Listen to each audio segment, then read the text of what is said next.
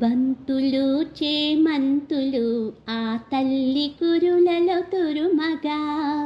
బంతులు చేమంతులు ఆ తల్లి కురులలో తురుమగా,